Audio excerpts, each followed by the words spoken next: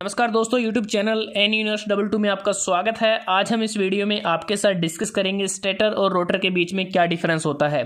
Stator और rotor ये electric motor के दो इम्पोर्टेंट पार्ट हैं। जैसा कि नाम से पता चलता है, जो पार्ट इलेक्ट्रिक मोटर में स्टेशनरी होगा वो स्टेटर कहलाएगा और जो पार्ट मूव करेगा या रोटेट करेगा वो पार्ट रोटर कहलाएगा। तो ये इलेक्ट्रिक मोटर है। इसमें अगर आप देखें, यहाँ इसका थोड़ा सा ओपन व्यू आपको दिखाया गया है कि ये वाला जो पार्ट है बाहर निकाल लिया गया है, ये हमारा रोटर कहलाता है और ये स्टेटर कहलाता है। तो बात करते हैं कि स्टेटर और रोटर में कौन कौन से पार्ट होते हैं। स्टेटर में सबसे पहले अगर आप देखें, इसमें बाहर की तरफ एक स्टेटर फ्रेम लगा होता है जिसपे ये फिन बनी हुई है। उसके बाद इसके अंदर एक स्टेटर कोर होता है, यहाँ अलग से आप देख सकते हैं, ये एक स्टेटर कोर है जो mainly high grade silicone steel stamping से बना होता है। और यहाँ पर ये जो होल आपको नज़र आ रहे हैं, इसमें वाइंडिंग की जाती है जो आपको यहाँ पर नज़र आ रही है, और इसको हम स्टेटर वाइंडिंग कहते हैं। उसके बाद जब रोटर की बात करते हैं तो ये पार्ट जो अलग से आप देख रहे हैं, इसमें क्या है कि यहाँ बेरिंग लगी है, ये शाफ्ट के साथ कनेक्टेड होता है जिससे हमें आउटपुट मिलती है। और ये रोटर है, इसके बाद एक फैन लगा होता है, तो बेरिंग के साथ इसको स्टेटर में इसको फिक्स किया जाता है। तो जो रोटर है, इसमें जो मेनली पार्ट है उसमें रोटर वाइंडिंग और रोटर कोर होता है। और मेनली दो तरह से अगर आप देखें, जो रोटर है वाउंड रोटर होता है और एक स्क्विरल केज रोटर इसमें हम यूज कर सकते हैं अकॉर्डिंग टू रिक्वायरमेंट। उसके बाद बात करते हैं पावर सप्लाई की। स्टेटर के केस में हमें 3 फेज सप्लाई देनी होती है स्टेटर वाइंडिंग को, ताकि हम रोटेटिंग मैग्नेटिक फील्ड को हम प्रोड्यूस किया जा सके। और जो हमने बात की थी कि जो स्टेटर फ्रेम हम यूज़ करते हैं, स्टेटर फ्रेम का काम होता है कि जो स्टेटर कोर होता है उसको प्रोटेक्ट कर सकें, और साथ में जो 3 फेज वाइंडिंग होती है उसको भी हम प्रोटेक्ट कर सकें। और जो स्टेटर कोर है, स्टेटर कोर मेनली क्या करता है, जो रोटेटिंग मैग्नेटिक फील्ड है उसको ये कैरी करता है, जो 3 फेज सप्लाई के कारण इंड्यूस होता है। और जो बात की हमने रोटर की, रोटर में क्या है कि जो स्टेटर कोर होता है, स्टेटर कोर के अंदर जो वाइंडिंग होती है उसमें रोटर को फिक्स किया जाता है बेरिंग की मदद से। और बात करते हैं नेक्स्ट जो फैक्टर है वाइंडिंग अरेंजमेंट। किस प्रकार की वाइंडिंग अरेंजमेंट की बात हो रही है कि जो स्टेटर होता है, इसमें जो वाइंडिंग की जाती है स्टेटर कोर के ऊपर, ये कॉम्प्लेक्स होती है और साथ में इसका जो साइज है वो लार्ज होता है। लार्ज इसलिए होता है क्योंकि इसमें हमें हैवी करंट को कैरी करना पड़ता है, जिसके कारण इसका साइज जो है लार्ज होता है।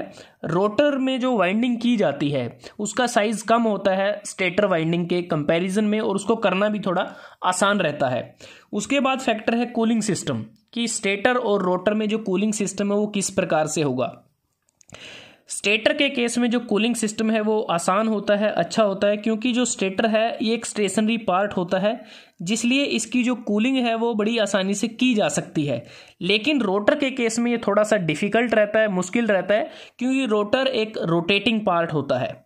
उसके बाद है इंसुलेशन, कि जो स्टेटर जो वाइंडिंग होती है, जो स्टेटर कोर के ऊपर स्टेटर वाइंडिंग की जाती है वायर की मदद से, वो हाईली इंसुलेटेड होती है, क्योंकि इसमें हाई वोल्टेज इंड्यूस होती है इसलिए, और साथ में ये हैवी भी होती है। लेकिन जो रोटर के केस की अगर हम बात करें, रोटर में जो इंसुलेशन है वो कम रहता है, लो होता है। उसके बाद है friction loss. Friction loss, stator का जो वेट है वो ज़्यादा होता है, और ज़्यादा वेट होने के कारण स्टेटर का जो फ्रिक्शन लॉस है वो ज़्यादा होता है, लेकिन रोटर का जो वेट है वो कम होता है, जिसके कारण इसका जो फ्रिक्शन लॉस है वो कम रहता है। और इसके अतिरिक्त मैं बात करूं कि जो रोटर होता है वो हमेशा जो शाफ्ट होती है उसके साथ ये कनेक्ट होता है, और इस शाफ्ट से ही हमें मैकेनिकल पावर आउटपुट मिलती है। अगर मैं बात करूं कि स्टेटर का फंक्शन क्या होता है, स्टेटर का फंक्शन होता है रोटेटिंग मैग्नेटिक फील्ड को जनरेट करना। क्योंकि अगर हम आपको थोड़ा सा समझाने की कोशिश करते हैं कि यहाँ पर जो स्टेटर फ्रेम है, फिर स्टेटर कोर है, और कोर पे जो वाइंडिंग की जाती है, और वाइंडिंग को जब हम 3 फेज सप्लाई प्रोवाइड करते हैं तो उससे क्या होता है कि एक रोटेटिंग मैग्नेटिक फील्ड जनरेट होता है। और रोटेटिंग जो मैग्नेटिक फील्ड जो जनरेट हुआ, उससे क्या होगा कि जो रोटर हमारा है ये स्टैंड स्टिल कंडीशन में होता है। तब क्या होगा कि ईएमएफ इंड्यूस होगा, इलेक्ट्रोमैग्नेटिक फोर्स इंड्यूस होगा, और इलेक्ट्रोमैग्नेटिक इंडक्शन फिनोमिना के कारण, क्योंकि इलेक्ट्रोमैग्नेटिक इंडक्शन एक ऐसा फिनोमिना है जिसमें वेरिएबल मैग्नेटिक फील्ड के कारण करंट कैरिंग कंडक्टर में ईएमएफ इंड्यूस हो जाता है, और ये जो रोटर में जो करंट इंड्यूस हुआ और उसके कारण ही जो रोटर है वो रोटेट करना शुरू कर देता है। और एक बात मैंने पावर सप्लाई की थी कि स्टेटर के केस में हमें 3 फेज पावर सप्लाई की रिक्वायरमेंट होती है, लेकिन रोटर के केस में रोटर वाइंडिंग को एक्साइट करने के लिए हमें डीसी सप्लाई का प्रयोग करना पड़ता है। तो दोस्तों, आज हमने इस वीडियो में आपके साथ इलेक्ट्रिक मोटर के 2 इंपॉर्टेंट पार्ट स्टेटर और रोटर के बीच में क्या डिफरेंस होता है उसके बारे में आपके साथ डिस्कस किया। अगर वीडियो आपको अच्छा लगा, आप इसको लाइक कर सकते हैं, शेयर कर सकते हैं अपने दोस्तों के साथ, स्टूडेंट्स के साथ, और NUniverse22 को सब्सक्राइब करना ना भूलें। जल्दी हाजिर होते हैं एक नए वीडियो के साथ। तब तक के लिए धन्यवाद। आपका दिन शुभ रहे।